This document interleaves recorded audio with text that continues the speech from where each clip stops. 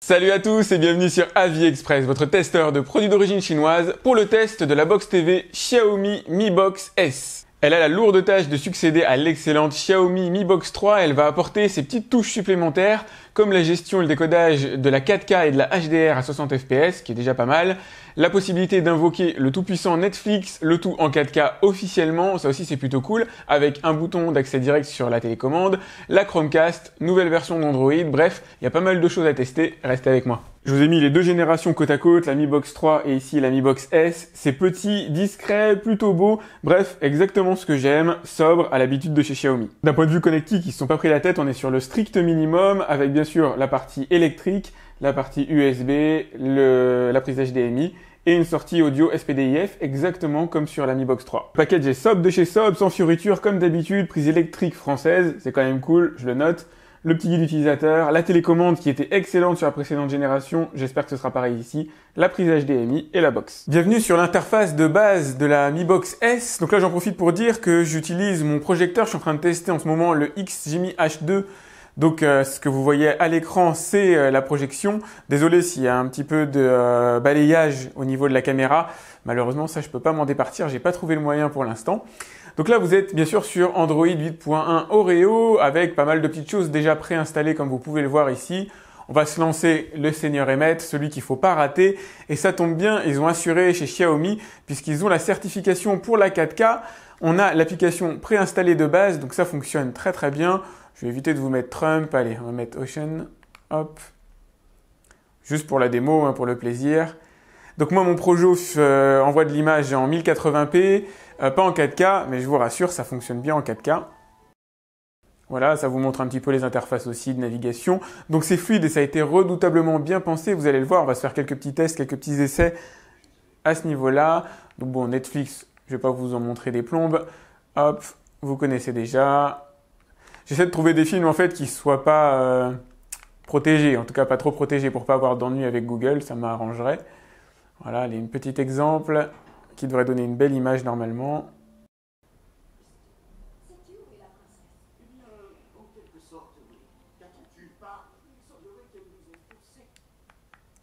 Allez, je reviens sur l'interface de base. Donc on a bien sûr YouTube installé immédiatement. Hop. Smartphone chinois, fantastique. Hop, comme ça vous donne un ordre d'idée de ce que je regarde. Allez, je vous mets 30 secondes ici. Donc évidemment, il y a la possibilité de mettre de la 4K aussi sur YouTube. Donc je vais vous montrer un peu les interfaces de navigation. Hop. Donc vous allez pouvoir faire ça. C'est assez intuitif au final, c'est ça qui est cool. Ça réagit bien, la télécommande réagit bien. C'est peut-être une des grosses différences, une des différences majeures avec les autres box que j'ai pu tester, où en général, c'est assez perfectible. Hop, là on trouve facilement ce qu'on veut, on accède facilement au contenu. C'est très réactif. On peut pas se départir des petits temps de chargement liés au Wi-Fi, mais ça reste franchement ultra réactif. En tout cas, moi j'adore. Jusqu'ici, c'est la meilleure que j'ai vue au niveau de l'interface, celle qui a été le plus travaillée, ça c'est clair. Voilà, donc possibilité de faire le réglage en 4K. C'est déjà mis. Non, ici. Alors après, il y a les temps de chargement, ça c'est un petit peu chiant. D'autant que moi je suis en ADSL assez classique malheureusement. Mais c'est beau. Malgré le fait que mon projecteur, lui, ne soit qu'en 1080p, bon déjà, l'image est magnifique sur le XGIMI H2, mais à ajouter la 4K, bizarrement, je trouve ça plus joli qu'en Full HD, que YouTube en Full HD. Je pense que de toute façon, la compression Full HD de YouTube est un petit peu pourrie. Alors là, désolé, c'est mon réseau, hein, ça capte mal. Hop, je reviens à l'écran d'accueil. Donc vous avez les boutons raccourcis sur la télécommande évidemment. Hop, donc là c'est logique. Il y a aussi Google Movies. Alors intéressant, le Google Play Store, là c'est compliqué. Il y a du bon et du moins bon. Donc effectivement vous allez trouver, je vais vous montrer, pas mal d'applications classiques qu'on a tous envie d'avoir sur une box TV. Voilà, je vous en montre ici en raccourci. Hop, quelques jeux vidéo, alors payants ou gratuits, déjà inclus. Hop, voilà, Google Music, Deezer, etc. Bon, pour télécharger un jeu vidéo, prendre un truc basique. Installer, vous êtes directement sur le bouton installer et ça s'accède ultra facilement. Ça, c'est encore une différence avec d'autres box où en général, c'est vraiment en super galère pour accéder au contenu. Là, ça se fait nickel. Alors désolé, j'ai d'autres téléchargements en cours. Hop, voilà. Donc moi, ce que je reproche à cette version d'Android TV, c'est qu'on n'a pas accès à toutes les applications, malheureusement. Si vous voulez quelque chose d'un tant soit peu original, comme les applications Freebox, eh ben, vous n'allez pas les trouver. Malheureusement, c'est pas inclus à l'intérieur. Alors, je continue l'interface de navigation principale. Donc, vous avez bien sûr les petits raccourcis ici, donc les dernières séries tendances de Netflix qui s'affichent directement là. Les recommandations, pareil pour moi, concernant YouTube. Donc, vous allez pouvoir voir vite. Hop, ce qui m'intéresse en général. Voilà, sélection de films là. Red Bull TV, ça, c'était préinstallé de base. Perso, je m'en fous un peu. Ça ne me sert à rien. Spotify, si vous avez un abonnement. Molotov TV, par exemple. Allez, on va prendre quelque chose. Affaire conclue, ça a l'air passionnant. Voilà, ça y est, je suis sur l'interface Molotov TV. Qu'est-ce que vous avez envie de regarder? Allez, un truc passionnant, Les Feux de l'amour. Saison 35 454. Non, sérieux, épisode 7000 et des brouettes, c'est pas possible. Voilà, si vous avez envie de revivre l'amour. Alors là, pour le coup, l'image est pas belle, ça y est, elle vient enfin de se synchroniser avec la HD. C'est le tout début, pour charger plus rapidement, vous avez l'image qui se charge en basse définition et qui très vite se recadre en haute définition. Donc c'est plutôt cool, hein, ça fonctionne, en même temps j'en avais pas trop de doutes. Allez, on va arrêter avec les publicités. Alors j'étais mauvaise langue tout à l'heure, j'ai trouvé quand même une application Freebox parmi les applis qui sont disponibles sur le Google Play. La voilà. Et le pire c'est que ça fonctionne, et pas trop mal d'ailleurs, l'image est même plutôt belle.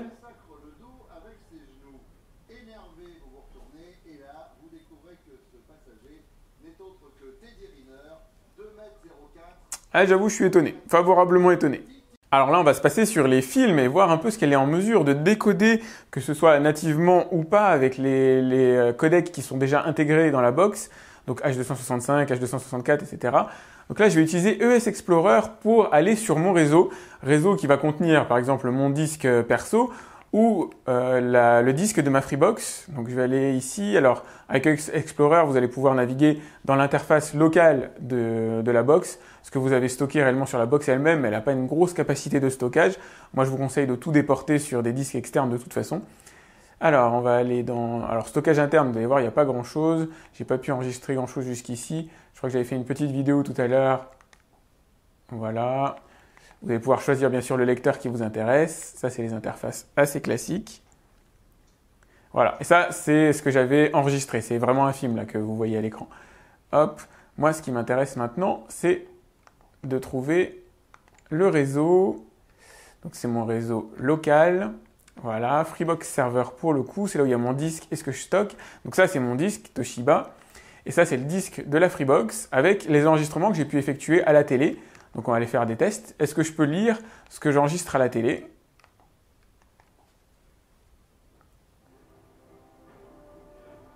Impeccable. Bon là c'est un reportage, celui-là ça doit être sur Toutankhamon ou c'est sur le... Bah non, c'est sur le Sphinx. Bref, vous voyez, ça marche impeccablement. En même temps, c'est pas des vidéos très difficiles à lire. Là, ce que je vais faire, c'est mettre des vidéos maintenant un peu plus costauds et plus récentes en H264, 265, avec du DTS, du AC3. Alors là, ça se voit pas, mais sous les yeux, vous avez Jurassic World Fallen Kingdom, donc enregistré en H265, HD Lite, je crois, donc ça passe crème, c'est le moins qu'on puisse dire. C'est même plutôt beau là à l'écran. Je sais plus si c'est du Full HD ou un 720p là qui est diffusé. Je pense que c'est dû être du Full HD. Mais ça passe franchement nickel, il n'y a rien à dire. De toute façon, je m'attendais à ce que la box soit en mesure de le décoder sans aucun souci. C'est ce que vous pouvez voir. Maintenant, je ne vais pas vous mettre trop d'extraits du film malheureusement. Tout simplement parce que voilà, il y a des droits dessus. On s'arrête là. Alors là, vous aurez sûrement reconnu un extrait d'Avengers. Donc franchement, ça passe encore une fois nickel. C'est beau, voire très beau, bien décodé sans aucun souci. Et heureusement, c'est le XGIMI H2 là qui magnifie un petit peu la chose. J'avoue que l'image projetée par le projecteur est quand même super belle. En tout cas, ça fait plaisir à voir. On reste dans des contenus ultra récents. Vous aurez reconnu Star Wars. Là, franchement, c'est quand même top. Alors, ça se décode sans aucun souci. On est toujours sur du Full HD. Là, ça doit être, je sais plus si c'est H264 ou 265. En AC3, nickel aussi. Je sais que vous adorez voir les photos de vacances des autres, alors voilà, ça c'est moi qui apprends le surf à Bali. Alors à ce stade, j'ai pas vu de navigateur internet déjà intégré, c'est bizarre quand même, j'aurais aimé avoir Chrome de préinstallé. Donc ce que je vais faire, voilà, je vais aller faire une recherche et puis avec la dictée vocale. Chrome. Alors vous voyez que la dictée vocale, elle fonctionne super bien. Par contre, aucun résultat trouvé pour un navigateur internet. Ça, c'est quand même louche. Alors que faire lorsqu'une appli n'est pas installée? Je vais tenter ma chance quand même si je suis pas très certain de ce que ça va donner. Donc j'ai téléchargé des APK sur mon ordinateur de Chrome et Firefox pour le coup. Et on va voir comment réagit la Box TV à tout ça. Alors, que faire quand une application n'est pas installable? Eh ben, on va tenter. Je suis allé sur mon ordinateur, j'ai téléchargé les APK de Google Chrome, Firefox, etc. Allez, on va en lancer une pour voir ce que ça donne. Ok, mettre sur le cache, etc. Il va demander des autorisations. Bah écoutez, je dois être assez chanceux comme garçon parce que j'avais entendu dire que c'était pas si simple que ça à installer malheureusement. Et là, ça se passe plutôt bien. Ok, bon ça, j'ai cliqué sur le mauvais truc, c'est pour ça. Accepter, hein, tant qu'à faire. Alors, bah, ça va pouvoir vous permettre de vous montrer l'interface de saisie alors que vous avez, quand vous paramétrez pour la première fois le projecteur. C'est quand même vachement bien foutu. C'est la première fois que je vois quelque chose qui a été réfléchi comme ça. On a les lettres, les chiffres sur le même écran, pas besoin de naviguer, de passer d'un truc à l'autre. Franchement, c'est très bien foutu. Ça paraît bête, mais ça ne l'est pas, croyez-moi. Alors la question maintenant que je me pose, c'est comment je remonte pour sélectionner le AviExpress qui est tout en haut. Parce que du coup, il n'y a pas de souris, malheureusement. Ça, c'est le côté dommage sur la télécommande. Je vois pas de souris. Comme quoi, il y a moyen de faire des choses pas mal avec des APK et avec un chouïa d'astuces, et finalement, c'est pas très difficile. Le problème des APK, c'est qu'une fois qu'on a mis le doigt dedans, on en veut toujours plus. Alors j'en ai téléchargé quelques-unes sur Internet. Ça se trouve très facilement. Vous mettez APK, Android TV. Alors moi, j'ai mis 8 points après. Et puis du coup, hop, on va voir si ça fonctionne. Ça va être aussi bête que ça. Alors, Amazon Prime Video, ça forcément, c'est presque obligatoire si vous avez Amazon Prime. Alors là, j'ai téléchargé l'application DRM Info pour les puristes. Je vous laisse, mettez pause hein, si vous voulez lire, avoir un peu plus d'informations. Je dois bien avouer que je me suis quand même fait pas mal recaler avec les APK que j'ai pu télécharger. Donc à mon avis, il va falloir fouiller pour trouver des qui fonctionnent. Donc Plex, DRM Info, Gulli, ça a fonctionné. Je vous mets Gulli juste pour le fun là, 2 secondes. Ça marche, c'est tout ce que je lui demande. Hop, Plex, j'ai envoyé l'installation directement à partir de mon ordinateur, donc visiblement ça devait passer. Donc je suis allé sur Google le Play Store avec mon ordi et puis j'ai sélectionné la Mi Box S comme étant la destination du machin et visiblement ça passe aussi. D'ailleurs au passage, l'application Google Chrome que j'avais téléchargée tout à l'heure n'est pas trouvable dans les applications de la box malheureusement, donc du coup je ne sais pas trop comment y accéder. Va falloir à mon avis fouiller dans les menus ici de navigation pour parvenir à retrouver Chrome, ça c'est vraiment dommage. Et il y a une autre petite chose que j'aime pas trop, c'est qu'il n'y a pas de possibilité de voir les applications qui sont déjà ouvertes en cours d'ouverture. Il y a le bouton bien sûr précédent, retour à l'écran d'accueil, ouverture des applications disponibles, mais pas celles que j'ai déjà ouvertes. Donc à chaque fois, il faut refaire le chemin si jamais vous éteignez l'appli. Enfin bref, c'est un peu chiant. Alors là, ce que je vais faire pour jouer aux jeux vidéo, c'est tout simplement d'appairer ma manette, quelque chose que j'aime bien faire en général quand je fais un test de smartphone, projecteur, peu importe. Bref, ça peut toujours être sympa de se faire une petite séance de jeu vidéo sur le projecteur. Alors là, pour le coup, tout va être déjà calculé par le Projo au niveau du jeu. Donc elle est démarrée, c'est bon. Hop, là voilà, elle est en haut à droite. C'est la Mocute 053. Alors, Mocute 053 PUBG, mais malheureusement, vous ne pourrez pas jouer à PUBG sur ce projecteur-là. De toute façon, il n'est pas assez puissant. Et puis même, il n'y a tout simplement pas d'autorisation d'aller l'essayer ou le télécharger. Hop. Allez, je vais aller prendre un jeu. Je reviens à l'écran d'accueil. Applications. Donc, vous avez l'accès à toutes les applications via un bouton raccourci sur la télécommande ou vous pouvez passer par la gauche sur l'interface de base du navigateur. Hop, voilà, petit jeu de bowling. Alors je vous montre juste pour le fun, hein, ça marche bien avec la manette. Hop. Bon, après le jeu je le connais pas particulièrement, je crois pas que ce soit l'objectif du test. Alors là je vais essayer de lancer Asphalt, donc pour le coup j'utilise la manette parce que la télécommande n'est tout simplement pas en mesure là par exemple de rentrer mon âge. Alors on va voir ça y est si la box est en mesure de faire tourner Asphalt 8 qui est malheureusement le seul Asphalt disponible sur la box. Ça, c'est franchement dommage. Encore une fois, trop de limitations malheureusement. Alors là, je suis avec la manette. Je peux vous la montrer à la limite, hein. Je joue hop, directement avec la manette ici. Donc ça répond bien. C'est assez fluide. C'est même carrément agréable, je trouve. De toute façon, c'est simple. Ces jeux-là, si c'est pas fluide, on finit par s'éclater dans les murs les 3/4 du temps.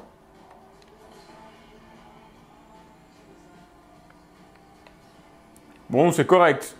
En tout cas, j'avoue que le XGIMI, lui, pour l'instant, fait vraiment super bien son boulot. L'image est magnifique, c'est un truc de dingue. Youhou!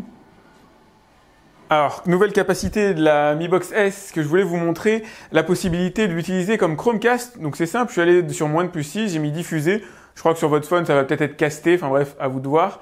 Hop, je clique dessus sur la Mi Box 4. Impeccable. Ça s'affiche immédiatement. Tout est vraiment... Il n'y a rien à faire en fait. Il n'y a absolument rien à paramétrer. Et du coup, vous accédez à vos applications ici. Hop. Alors j'ai Julien Telouk qui s'est abonné à ma chaîne. J'avoue que j'étais assez flatté. J'ai pas trop compris pourquoi il a fait ça, mais ma foi, ça fait plaisir. Bref, vous accédez à vos applis. Ça, c'est quand même plutôt sympa. Hop. Alors là, je suis toujours sur l'équivalent de la Chromecast sur la Mi Box S. Donc j'ai casté une des vidéos que j'ai prises. Niveau qualité, franchement, c'est carrément perfectible.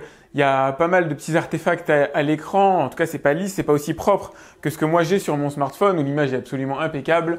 Là, j'avoue, je sais pas si c'est l'effet Chromecast qui fait ça. Effectivement, ça transite par mon réseau qui lui est pas génial en termes de débit.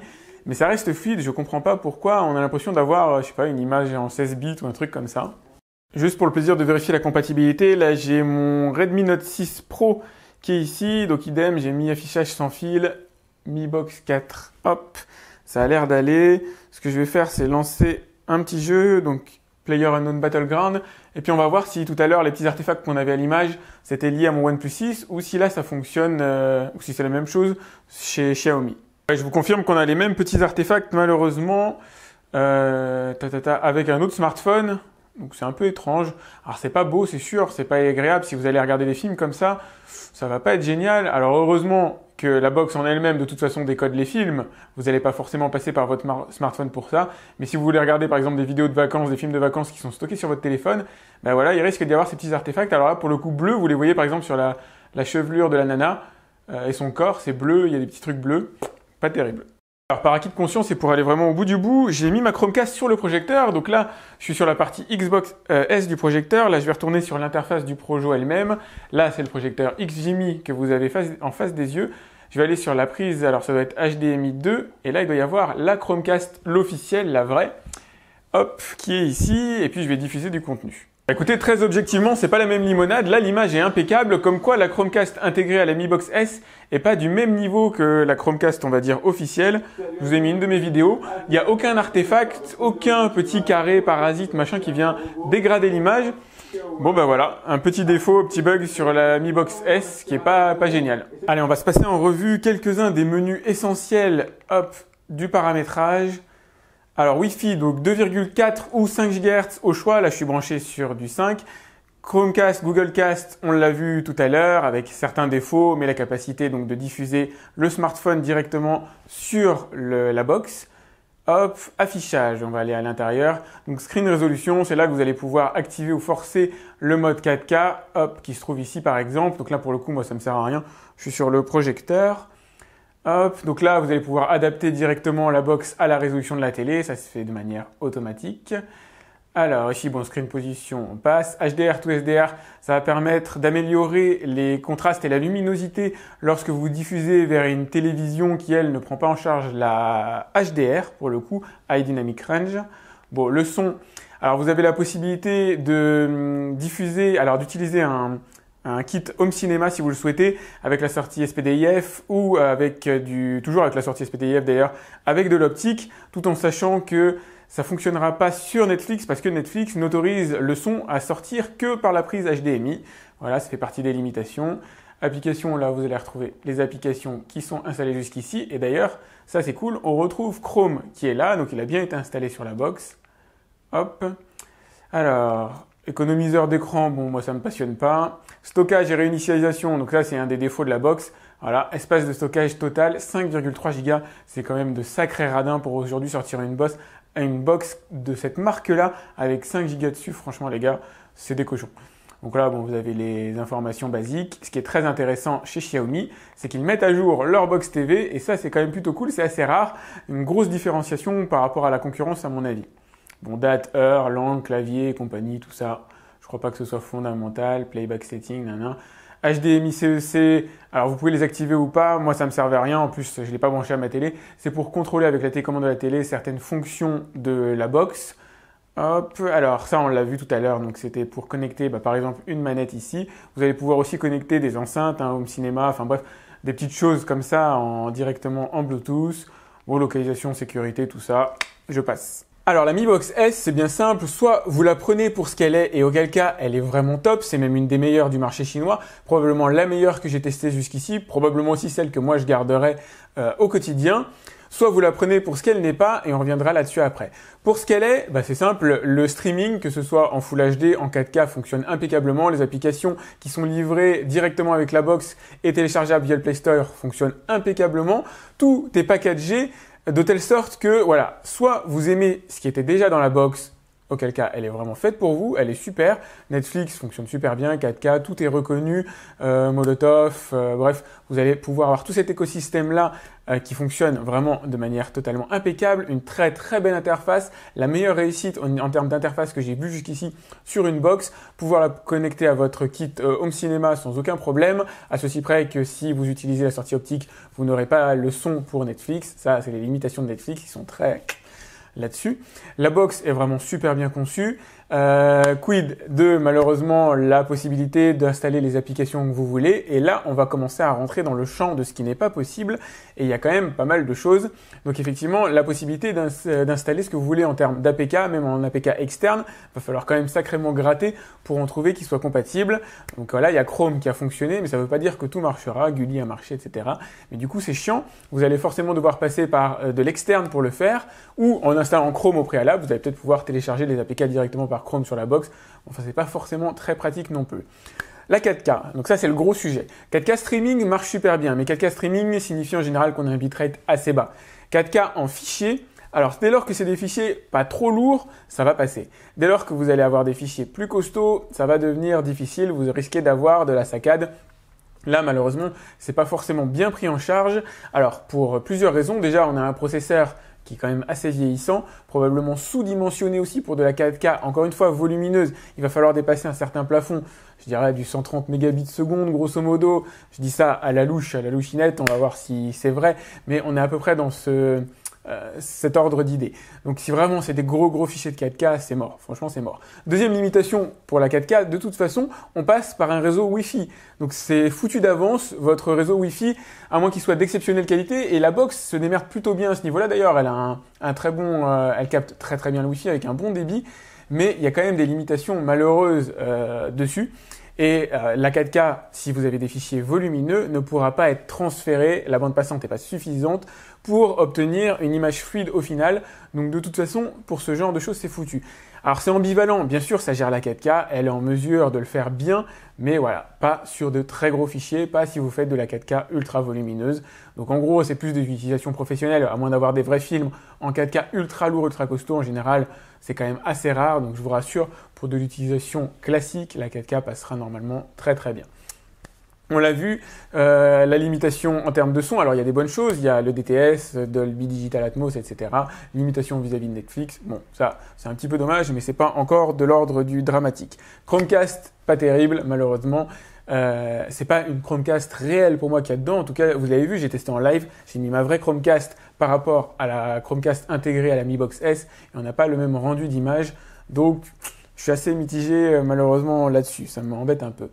On a un seul port USB, donc c'est un petit peu dommage. Si vous aviez eu envie de coller, je sais pas moi, dessus un disque alimenté par deux ports, coller justement une Chromecast, pourquoi pas directement sur la box TV, ça aurait pu être jouable aussi pour remplacer celle qui est un peu défaillante, ou en tout cas pas terrible.